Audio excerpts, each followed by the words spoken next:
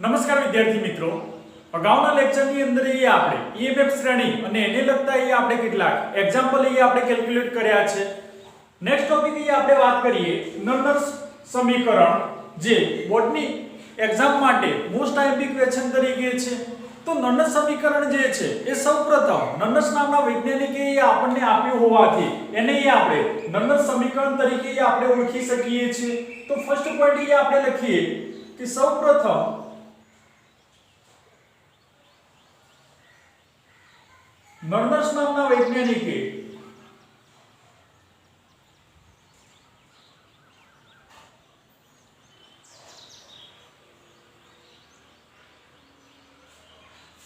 આ સમીકરણ આપ્યું હોવાથી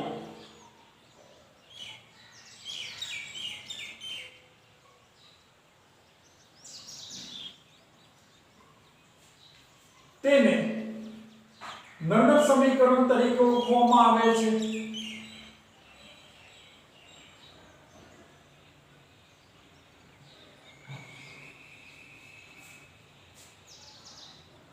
તે વિદ્યુત રાસાયણિક કોષનું પોટેન્શિયલ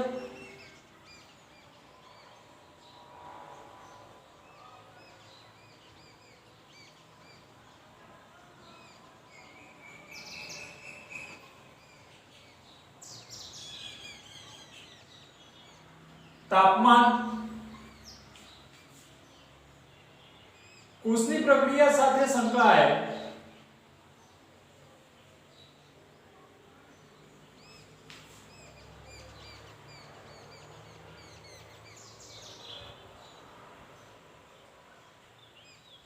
દ્રાવણોની સાંદ્રતા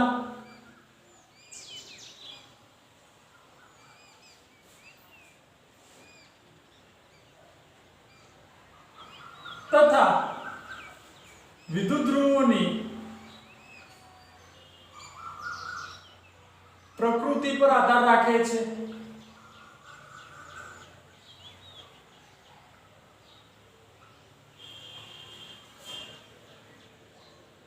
તો વિદ્યાર્થી મિત્રો, આપણે MCQs માટે આપણે યાદ રાખવું છે કે નર્નર સમીકરણ શેના ઉપર આધાર રાખે છે? તો તે વિદ્યુત રાસાયણિક કોષનું પોટેન્શિયલ, તાપમાન, કોષની પ્રક્રિયા સાથે સંકળાયેલ દ્રાવણોની સાંદ્રતા અને વિદ્યુત ધ્રુવોની પ્રકૃતિ ઉપર આધાર રાખે છે. અને નેક્સ્ટ આપણે મોસ્ટ આઈએમપી MCQ તરીકે છે કે આ સમીકરણની તારવણી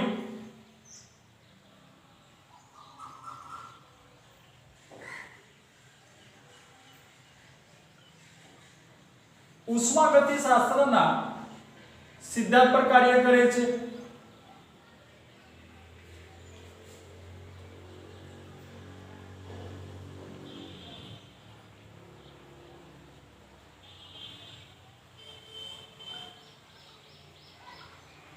કે આ સમીકરણની જે તારવણી છે એ થર્મોડાયનેમિક્સ એટલે કે ઉષ્માગતિશાસ્ત્ર પર થાય છે, જે મોસ્ટ આઈએમપી આપણે MCQs તરીકે છે.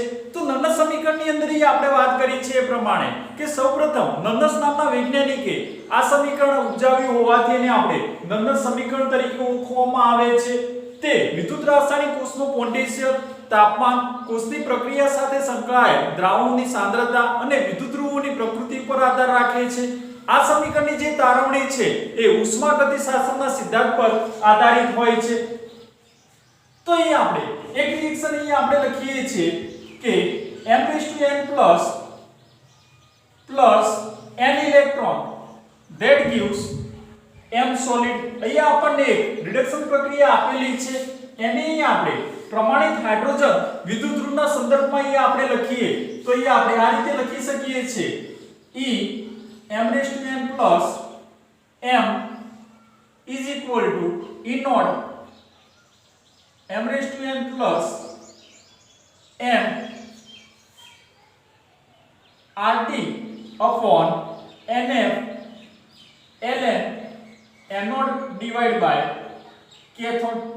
તો એ આપણે આ જે રિડક્શન પ્રક્રિયા આપણે લખી છે એને આપણે પ્રમાણિત હાઇડ્રોજન વિદ્યુત ધ્રુવના સંદર્ભમાં આપણે આ રીતે લખી શકીએ છીએ કે E m⁻n plus m is equal to E0 m⁻n plus m minus RT upon NF ln anode divide by cathode એટલે કે m divide by m raise to n plus.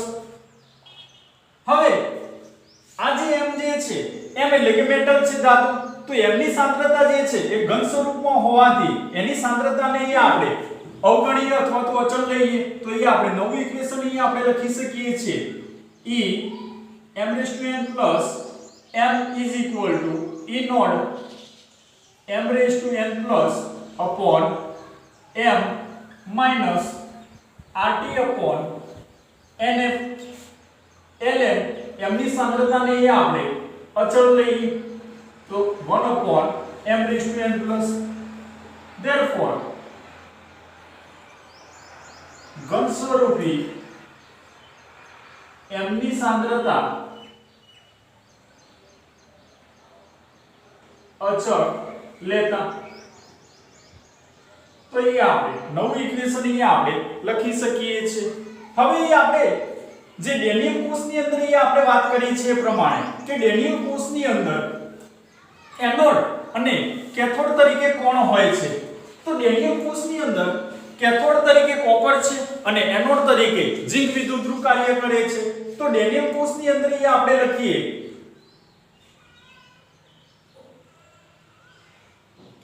તો ડેનિયલ કોષ માટે કેથોડ તરીકે આપણે લખીએ કોપર છે તો ECU2 Cu is equal to E naught Cu2 Cu minus RT upon NF where n is equal to એ આપણે નંબર ઓફ ઇલેક્ટ્રોન અહીં આપણે લખવા છે કે નંબર ઓફ ઇલેક્ટ્રોન અહીં આપણને કેટલા આપ્યા છે, ચાર્જ 2 છે, તો where n is equal to number of electron અહીં આપણે 2 લખીએ છીએ તો E is equal to E0 cell minus RT upon 2F ln 1 upon Cu2 plus થશે. આને આપણે ઇક્વેશન નંબર 1 આપી. એ જ રીતે એનોડ પરની અહીં આપણે પ્રક્રિયા લખીએ. એનોડ તરીકે ઝિંક વિદ્યુતધ્રુવ છે તો E Zn2 plus Zn is equal to E naught Zn2 plus Zn minus RT upon where n is equal to number of electron 2F ln 1 upon Zn2 plus થશે. Equation number 2 છે. હવે એ આપણે જાણીએ છીએ કે E naught cell is equal to E naught reduction cathode minus E naught reduction anode. Okay, તો E0 cell is equal to અહીં આપણે કેથોડ લખીએ E Cu2 plus Cu minus E Zn2 plus Zn. તો આની અંદર એ આપણે value put out કરીએ. Okay, તો therefore E cell is equal to okay આની અંદર વેલ્યુ એ આપણે પુટ આઉટ કરીએ તો E0 Cu2 plus Cu minus RT upon 2F ln 1 upon Cu2 plus minus zinc ની અહીં આપણે વેલ્યુ પુટ આઉટ કરીએ E naught Zn2 plus Zn minus minus હવે પ્લસ થશે RT upon 2F ln 1 upon Zn2 plus થશે. હવે E0 વાળા પદોને અહીં આપણે નજીક લઈએ તો અહીં આપણે ઇક્વેશન નવું અહીં આપણે મળશે E0 Cu2 plus Cu minus E0 Zn2 plus Zn minus RT upon 2F ln 1 upon Cu2 plus વત્તા RT upon 2F ln 1 upon Zn2 plus થશે. હવે આના બરાબર અહીં આપણે E naught cell અહીં આપણે લખીએ તો E cell is equal to આના બરાબર અહીં આપણે E naught cell એટલે કે E0 cell લખીએ તો E cell is equal to E0 cell minus RT upon 2F ln anode divide by cathode. આપણને એક ઇક્વેશન અહીં આપણે ડીરાઈવ અહીં આપણે કરી શકીએ છીએ. કે E cell is equal to E0 cell minus RT upon 2F ln Zn2 plus divided by Cu2 plus થશે. હવે અહીં આપણે વાત કરીએ કે આ જે ln જે છે એને અહીંયા આપણે log ની અંદર અહીંયા આપણે કન્વર્ટ કરીએ વિદ્યાર્થી મિત્રો. ln નું કન્વર્ટ અહીંયા આપણે log ની અંદર અહીંયા આપણે કન્વર્ટ કરીએ તો 2.3 નોટ 3 RT upon F થશે. ln નું અહીંયા આપણે log ની અંદર કન્વર્ટ કરીએ તો 2.3 નોટ 3 RT upon F થશે, જ્યાં R is equal to y અચળાંક છે કે જેની માટે આપણે વેલ્યુ પુટ આઉટ કરીએ છીએ 8.314. T is equal to temperature છે જેના માટે વેલ્યુ છે 298 અને F is equal to Faraday અચળાંક છે જેના માટે આપણે વેલ્યુ જાણીએ છીએ 96500. તો એના બરાબર એ આપણે વેલ્યુ એ આપણે લખીએ છીએ 0.059 આપણને મળશે. તો એ વેલ્યુ એ આપણે કન્સિડર એ આપણે ઇક્વેશન ની અંદર કરીએ તો આપણે નવું એક ઇક્વેશન અહીં આપણે ડિરાઈવ કરી શકીએ છીએ કે E cell is equal to E naught cell minus 0.059 upon n is equal to number of electron 2.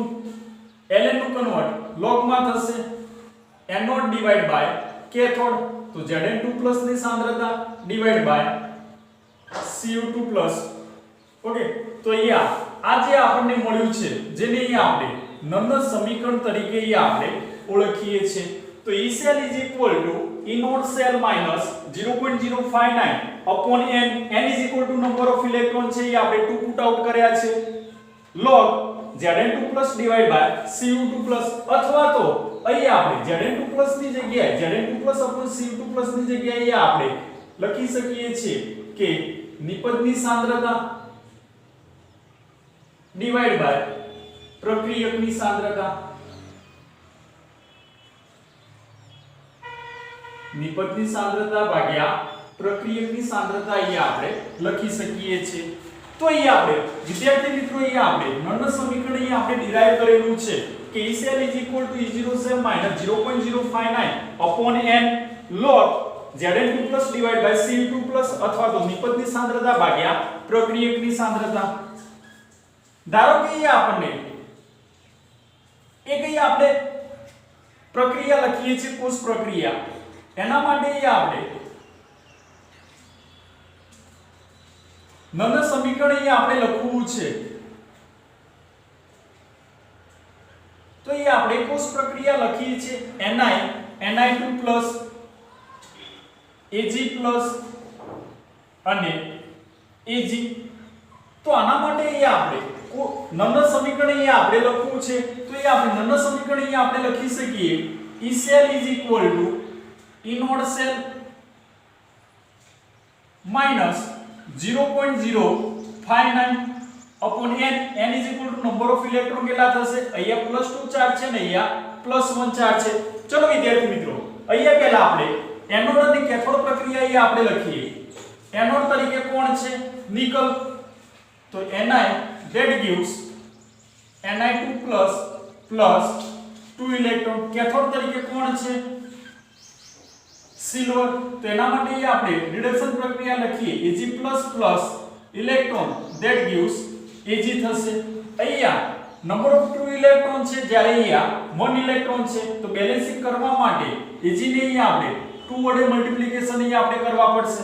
Okay, તો હવે એના માટે આપણે નળનું સમીકરણ લખીએ તો E cell is equal to E naught cell minus 0.059 where n is equal to number of electron કેટલા થયા 2 electron log Ni2 plus divided by Ag plus.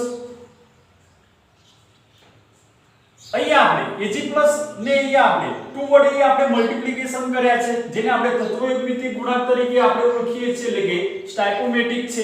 તો Ni2 plus divided by Ag plus નો square થશે. અહીંયા જે આપણે સ્ટાઇકોમેટિક એટલે કે તત્વયુગ્મિતિક જે ગુણાંક છે એ એના સ્ક્વેર માં જશે એટલે કે Ag plus નો અહીંયા આપણને સ્ક્વેર થશે. તો વિદ્યાર્થી મિત્રો અહીંયા આપણે કોન્સન્ટ્રેશન અહીંયા આપણે રાખવું છે કે અહીંયા નિકલની અંદર +2 ચાર્જ છે, જ્યારે સિલ્વરની અંદર અહીંયા આપણને +1 ચાર્જ છે, એટલે કે સિલ્વરને અહીંયા આપણે 2 વડે મલ્ટીપ્લિકેશન કરેલા છે. જે મલ્ટીપ્લિકેશન કરો છો એ એના સ્ક્વેરમાં જશે, એટલે કે એના ઘાતાંકમાં આવશે, તો Ni2+ ડિવાઇડ બાય Ag+ નો સ્ક્વેર થશે. એ જ રીતે અહીંયા આપણે સામાન્ય સમીકરણ અહીંયા આપણે એક લખીએ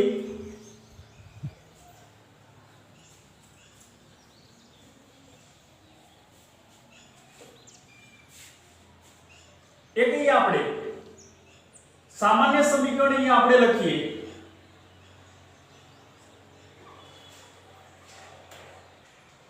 કે AA plus BB that gives CC plus DD છે. તો એના માટે આપણે નંબર સમીકરણ અહીંયા આપણે લખવું છે.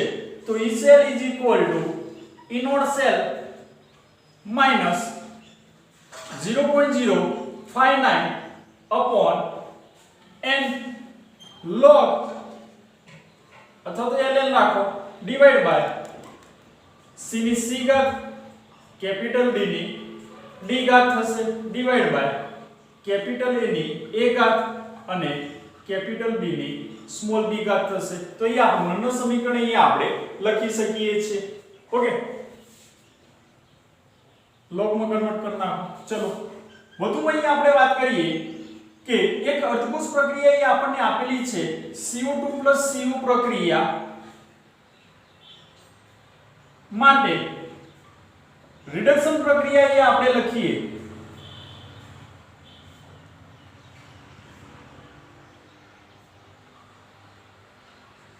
તો અહીંયા આપણને રિડક્શન પ્રક્રિયા આપણને આ રીતે થશે CO2 2 electron that gives Cu.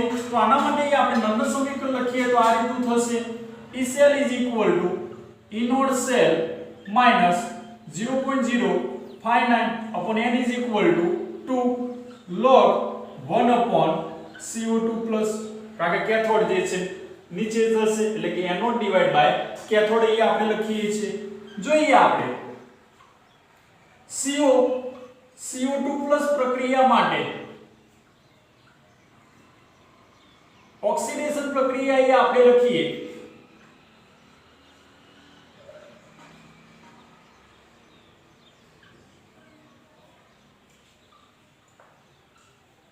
તો એ આપણે આ રીતનું આપણે લખી શકીએ CO that gives CO2 twice electron. તો એના માટે આપણે નંબર સમીકરણ આપણે લખી શકીએ છીએ E cell is equal to E naught cell minus 0.059 upon n is equal to 2 log anode તરીકે કોણ આવશે CO2 એ આપણે લખી શકીએ છીએ. ઓકે, તો વિદ્યાર્થી મિત્રો એ આપણે નંબર સમીકરણની અંદર એ આપણે વાત કરી છે. ઓકે, તો એક વખતે ફરીથી એ આપણે ખાલી નંબર સમીકરણ એ આપણે ડિરાઇવ કરીએ છીએ, ખાલી લખીએ છીએ કે નંબર સમીકરણ એ આપણે જે ડિરાઇવ કરેલું છે કે E cell is equal to E naught cell minus 0.059 upon n log anode divided by cathode એ આપણે લખી શકીએ છીએ. અથવા તો અહીં આપણે લખી શકીએ છીએ કે નિપજની સાંદ્રતા ભાગ્યા પ્રક્રિયકની સાંદ્રતા એ આપણે લખી શકીએ છીએ. તો આ જે છે આપણું નંબર ઇક્વેશન અહીંયા આપણે કહીએ છીએ કે E cell is equal to E0 cell minus 0.059 where n is equal to જે છે એ number of electron છે. તો 0.059 upon n log anode divided by cathode અથવા તો નિપજની સાંદ્રતા ભાગ્યા પ્રક્રિયકની સાંદ્રતા છે, જેને આપણે નંબર સમીકરણ તરીકે આપણે ઓળખી શકીએ છીએ. તો વિદ્યાર્થી મિત્રો અહીંયા આપણે આજના લેક્ચરની અંદર આપણે નંબર સમીકરણ વિશે આપણે સમજૂતી પ્રાપ્ત કરી છે. એના એક્ઝામ્પલ જે છે એ પણ મોસ્ટ આઈએમપી છે. તો એ આપણે નેક્સ્ટ લેક્ચરની અંદર આપણે ચર્ચા કરીશું. Thank you.